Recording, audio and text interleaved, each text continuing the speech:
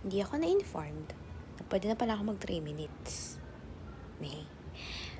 So, yun, 3 minutes na pala siya. Humaba siya. So, madami akong masasabi. Hello! Kasi Mai, 21, taga Oriental Mindoro. So, yun. Panganay sa magkakapatid. Just so you know. Charot. So, ayan.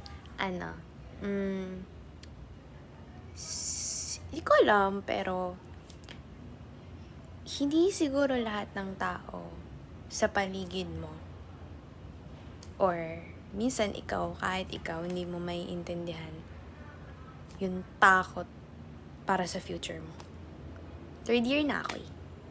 And whenever I see my classmates sa Calapan, sa probinsya namin, yung mga high school friends ko, o yung mga classmate ko lang dati, tapos yung iba ko namang mga classmate na ngayon, iisip ko, why do I see na parang sila may future, tapos ako wala?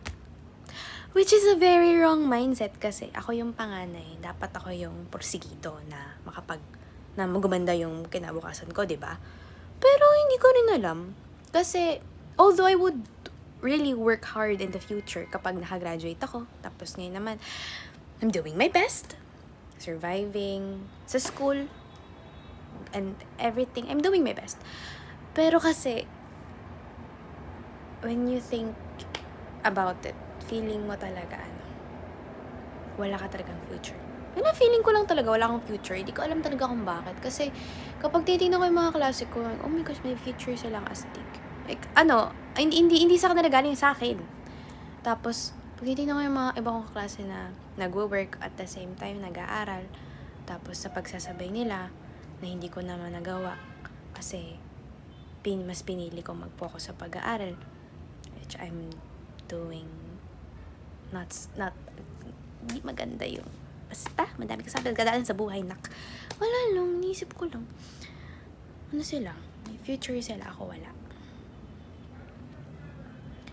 And it's such a bad, masama siyang mindset.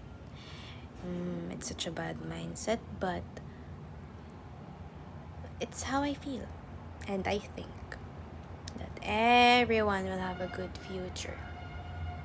Except me. Pessimistic ko, no? Pero sabi nila, optimistic ako. Wala lang. Siguro ako lang. Ganun. Yap. Nag-yap na naman ako.